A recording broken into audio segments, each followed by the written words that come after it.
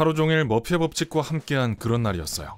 잘못될 수 있는 건 다 잘못됐죠. 늦게 일어나서 버스를 놓쳤고 동료가 끝도 없이 짜증나게 하고 상사가 하루 종일 등 뒤에 서 있었습니다. 4시 58분. 마침내 거의 퇴근 시간이 다 됐어요. 그런데 상사가 다가와서는 다른 사람이 실수를 했는데 마감 기한이 얼마 남지 않았다며 야근을 해달라고 하네요. 어찌어찌 집에 도착했습니다. 피곤하고 당연히 기분도 안 좋아요. 눈꺼풀이 무거워지고 흔히 말하듯 고민을 잔뜩 껴안은 채 잘 준비를 합니다. 처음에는 잠이 안 옵니다. 생각이 머릿속을 떠나지 않죠. 머릿속으로 대화를 다시 해보고 그때보다 더 좋았을 대답을 생각합니다. 하루 종일 그리고 이 순간까지 여러분의 몸은 잠을 망칠 화학물질을 뿜어내고 있습니다. 그럼 그들을 만나보죠. 잠시 여러분의 신장으로 가봅시다.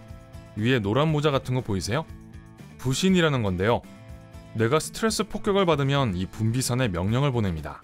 이 상황이 전혀 마음에 들지 않아 정신 차려야 해. 동공을 확장해서 더 밝고 선명한 시야를 확보해야 해. 다칠 경우를 대비해서 통증을 차단하고 이 스트레스 요인에서 빨리 벗어나야 할 경우를 대비해서 근육의 혈류량을 늘려야 하니 심장 박동수를 증가시켜. 지금 당장! 흔히 받는 사무실 스트레스는 호랑이 같은 맹수로부터 도망쳐야 하는 상황이 아니죠.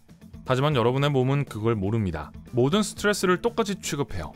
그러니까 긴장을 하면 나무 같은 곳에 더 잘 오르게 하려고 손바닥에 땀이 나는 거예요. 네, 여러분의 뇌는 원시 본능에 따라 움직입니다. 어쨌든 본부의 명령에 따라 부신은 아드레날린과 코르티솔을 혈류로 흘려보냅니다. 여기 있어요. 고등학교 화학 수업에 나온 것 같네요. 당연하죠. 화학물질이니까요. 더 구체적으로 말하자면 호르몬입니다. 이들이 뇌가 지시한 신체의 변화를 책임지는 거예요.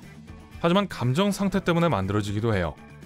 화가 나거나 겁나거나 걱정되고 불안할 때, 즉 기본적으로 스트레스를 많이 받을 때 생성되죠. 그러니까 오늘 하루 종일 이 호르몬이 온몸에 퍼졌다는 거군요. 그렇죠?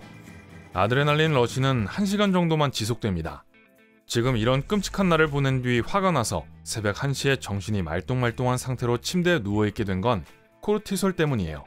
코르티솔이 혈액에서 완전히 사라지려면 최대 8시간이 걸리거든요.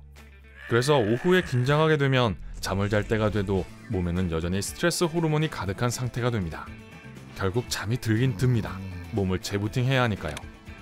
말하자면 몸은 여러분이 정신을 잃게 만들어서 세포를 재생하고 조직을 수리하고 교대 근무를 하며 유지 보수할 귀한 시간을 버는 거예요. 하지만 문제가 있습니다. 여러분이 잠을 잘 때 뇌는 하루 종일 받은 모든 정보를 처리한다는 거죠. 뇌는 어떤 정보가 유용한지, 어떤 걸 즉시 잊을 곳으로 보낼지 분류합니다. 이봐요, 제 건 파쇄기로 보냈어요. 낮에 마주친 장기 기억도 잠을 자는 동안 형성됩니다. 여러분의 뇌는 경험한 모든 것을 다시 재생합니다. 그래서 가끔 찾아오는 사람에게서든 내일 보는 룸메이트에게서든 여러분이 받은 스트레스를 뇌는 분명히 기억할 겁니다. 게다가 그렇게 깊이 잠들지도 못할 거예요. 스트레스 호르몬이 어떻게 경계를 하게 만드는지 기억하세요? 지금 의식이 없다고 해서 몸이 쉬는 건 아닙니다. 이렇게 생각해보세요. 낯선 곳에서 밤을 보낸 적이 있나요? 호텔이나 친구 집 같은 데서 말이에요. 한밤중에 끊임없이 깨어났을 거예요. 여러분의 뇌는 반쯤 깬 상태로 잠재적 위협을 부지런히 경계하고 있으니까요. 그래서 스트레스를 받은 상태에서 잠을 자면 식은땀을 흘리면서 계속 깨게 되는 겁니다. 네, 그게 악몽이죠. 아마 직장 상사의 머리를 한 거대한 용처럼 생긴 괴물을 봤을 수도 있어요. 그 짐승이 여러분을 잡아먹으려고 쫓아오고 있었겠죠. 그리고 직장 동료들은 근처에 서서 여러분의 비겁함과 통제력 부족을 비웃고 있고요. 아니면 한밤중에 일어나서 간식을 먹을 수도 있어요.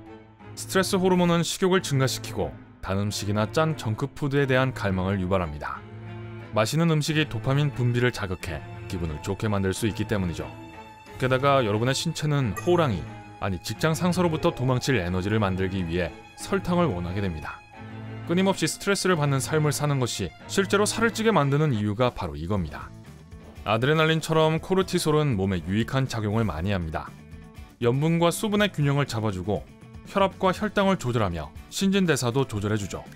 하지만 코르티솔 수치가 높은 것이 일상생활의 일부가 되면 진짜 문제가 되기 시작합니다. 체중이 증가할 뿐만 아니라 면역체계와 뼈가 약해지고 두통이 생기며 내장 및 심장에 문제가 생길 거예요. 물론 한 번 기분이 저조한 상태로 잠자리에 든다고 해서 이 모든 문제가 시작되지는 않을 겁니다. 항상 그러는 게 좋지 않다는 거죠. 아침이 왔고 기분이 끔찍하네요. 거울을 보니 간밤에 편히 자지 못했던 결과가 보입니다. 다크서클이에요. 수면의 질이 좋지 않으면 눈 아래쪽 혈관이 확장돼서 어두운 색조를 띠게 됩니다.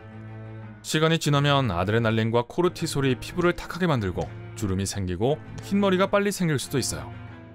잠을 잔 것 같지가 않네요. 끔찍한 상사에 대한 새로운 장기 기억이 아침에 가장 먼저 밀려옵니다. 잠자리에 들 때도 우울한 기분이었고 다음날도 똑같이 하루를 시작하네요. 악순환의 반복이죠. 아침에 기분 전환을 하고 더 잘 깨기 위해 샤워를 합니다. 하지만 어젯밤에 했어야 했어요.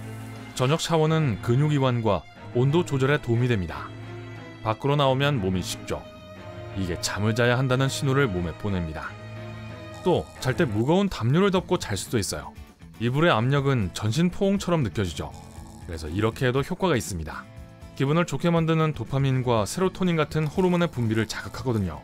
특히 세로토닌이 중요한데 수면 호르몬인 멜라토닌 생성에 도움이 되기 때문이죠. 달리기를 하거나 몇 킬로를 걸으면 과한 긴장이 사라져서 숙면을 취하는 데 도움이 될 겁니다. 여러분의 몸이 차라고 상상해보세요. 아드레날린은 그 차가 달리는 데 필요한 연료예요. 연료가 그냥 사라지지는 않잖아요. 연료통을 비우려면 몇십 킬로미터는 달려야 하죠. 하지만 운동을 너무 많이 하지는 마세요. 반대의 효과가 생기거든요. 너무 흥분해서 잠이 오지 않을 거예요. 잠이 너무 부족해서 샤워도 별 도움이 되지 않았네요. 그래서 정말로 에너지를 얻기 위해 더블샷 아메리카노를 삽니다. 카페인은 코르티솔 수치를 높여 오늘 아침 회의에서 졸지 않게 해줍니다. 용가리 상사는 그걸 좋아하지 않을 거예요. 하지만 주의하세요. 카페인은 반감기가 5시간입니다. 그러니 정오에 커피 한 잔을 마셨다면 카페인은 오후 10시가 될 때까지도 몸에서 완전히 빠져나가지 않을 거예요. 이제 일을 하려고 하는데 곧바로 상사가 자기 사무실로 여러분을 부릅니다. 좋네요. 또 시작이에요. 이보게, 어제 그렇게 힘들게 해서 미안하네. 전날 밤 개인적인 일로 스트레스를 받아 잠을 많이 못 잤거든. 그렇게 괴물같이 굴려고 한 건 아니었다네. 그리고 바로 그 순간 여러분은 깨닫게 됩니다. 누구나 살면서 끊임없이 스트레스를 받는다는 거요. 그걸 어떻게 대응하고 해소하느냐가 가장 중요한 거죠. 그리고 그 깨달음 덕분에 여러분은 하루 종일 미소를 지을 수 있었습니다. 오늘 새로운 것을 배웠다면 이 영상에 좋아요를 주고 친구와 공유하세요. 여기 여러분이 좋아할 만한 다른 멋진 비디오들이 있습니다. 왼쪽 또는 오른쪽을 선택하고 삶의 밝은 면에 머무르세요.